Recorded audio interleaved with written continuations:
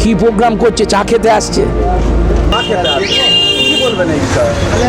দেখুন, ওনারা বিগত 5 বছর 2021 সালে বিধানসভার পরে তৃণমূলের কোনো নেতার আমাদের পুরসুরা বিধানসভায় দেখা নেই। দলের পুরানো কর্মীদের মূল স্রোতে ফেরাতে বিশেষ উদ্যোগ নিল তৃণমূল কংগ্রেস। এই উপলক্ষে রবিবার পুরসুরা বিধানসভার অন্তর্গত খানাকুল থানার সেকেন্দারপুরে দলের পুরানো কর্মীদের নিয়ে এক সভা অনুষ্ঠিত হয়। উপস্থিত ছিলেন দলের আরামবাগ সাংগঠনিক জেলার সভাপতি রামেন্দু সিংহ রায়। এছাড়াও ছিলেন পুরসুরা ব্লক তৃণমূল কংগ্রেসের সভাপতি তপন সামুই সহ রামমোহন 1 নম্বর, রামমোহন 2 নম্বর এবং তাঁতিশাল অঞ্চলের বিভিন্ন জনপ্রতিনিধি এবং সহকর্মীরা। এদিন জেলার সভাপতি রামেন্দু সিংহ রায় জানান, বিজেপির নেতারা প্রোগ্রাম নন, চা খেতে আসছে। এছাড়াও বলেন, আগামী বিধানসভা নির্বাচনে আরামবাগ মহকুমার 4টি আসনে বিপুল ভোটে তৃণমূল কংগ্রেস জয়লাভ করবে।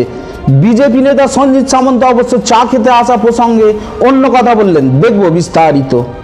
এটা দলের নির্দেশ, যে সমস্ত কর্মীরা এই 4টে বিধানসভায় আগে তারা তৃণমূলের সক্রিয় ছিল, যে কোনো কারণে তারা একটু দূরে সরে আছে, তাদের সঙ্গে কথা বলে যাতে পরিবর্তনের সময়ে তারা যে অ্যাক্টিভিটিসটা দেখিয়েছিল সেই অ্যাক্টিভিটিসটা পুনরায় দেখায় এবং সকলে মিলে একসাথে, নবীন প্রবীণ সকলে একসাথে দলের কর্মসূচিকে সফল করে এবং পাখির চোখ করে, যাতে এই পুরসুরা বিধানসভা তৃণমূলের প্রার্থীকে জেতায়।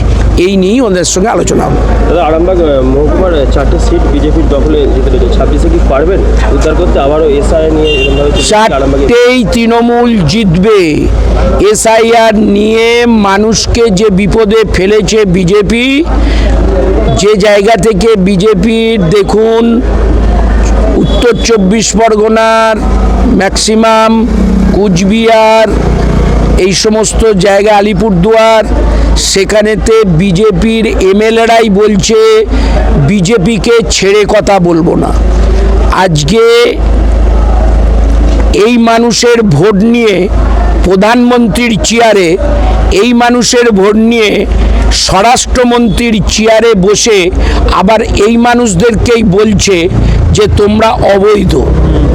আর পশ্চিম বাংলার নির্বাচন 2026-এর এপ্রিল মে মাসে আছে, তার আগে 4 নভেম্বর থেকে শুরু করে বলছে 2 মাসের ভেতর এসআইআর কমপ্লিট করব। 2002-এ শুরু করে 2004-এও সেটা কমপ্লিট হয়নি। সুতরাং একটাই উদ্দেশ্য, ডি ভোটার তৈরি করো, ডি ভোটার লিস্ট বজায় রেখে বিজেপিকে সুবিধা পাইয়ে এখানে বিজেপির গভর্নমেন্ট করতে চাইছে। এটা বাংলার মানুষকে এত সহজে বোকা বানানো যায় না, এত সহজে কেনা যায় না।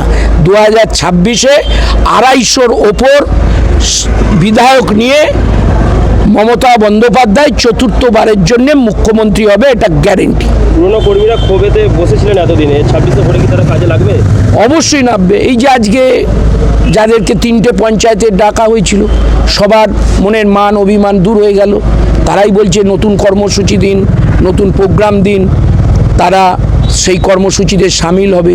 তারা বলছে আমরা অভিভাবক, ছোটরা কিছু কেমন চলার পথে ভুল করেছে, একটু গার্জেন হিসাবে কোথাও অন্তরে লেগেছিল। আজকের আলোচনার পর সেটা আমাদের দূর হয়ে গেল। আমরা সবাই ওদের পরামর্শ দেব, ওদের পরামর্শদাতা হয়ে একসাথে নিয়ে আমরা পুরসুরা জিতব। 26-এ দিদিমণিকে এখানকার এমএলএ উপহার দেব। দাদা, খানাকুলের একজন সভাপতি নয়, আপনি ঠিক প্রশ্নটা করুন। কোর কমিটি হয়েছে, এটা দলের আভ্যন্তরীণ আমাদের নীতি, এটা তো আপনাকে বলা যাবে না। এটা দল যেখানে বুঝেছে, শুধু এখানে খানাকুলের একের নয়, এরকম পশ্চিমবাংলার আরও 2-3টে জায়গায় হয়েছে। তাতে অসুবিধে কি আছে? দল বুঝেছে, করেছে। তৃণমূল কি খানাকুল থেকে পিছিয়ে পড়ছে? তৃণমূলের কোনো প্রোগ্রাম থাকছে না খানাকুলে সেরকম, কিন্তু বিজেপির একদিন ছাড়াই কিন্তু কি প্রোগ্রাম করছে? চা খেতে আসছে। তৃণমূল যেদিন পথে নামবে, বিজেপি নদী টপকে বিধায়ক বলছেন তখন যে আপনারা চা খেতে আসছেন, কি বলবেন এই বিষয়ে? দেখুন, ওনারা বিগত 5 বছর 2021 সালে বিধানসভার পরে তৃণমূলের কোনো নেতার আমাদের পুরসুরা বিধানসভায় দেখা নেই।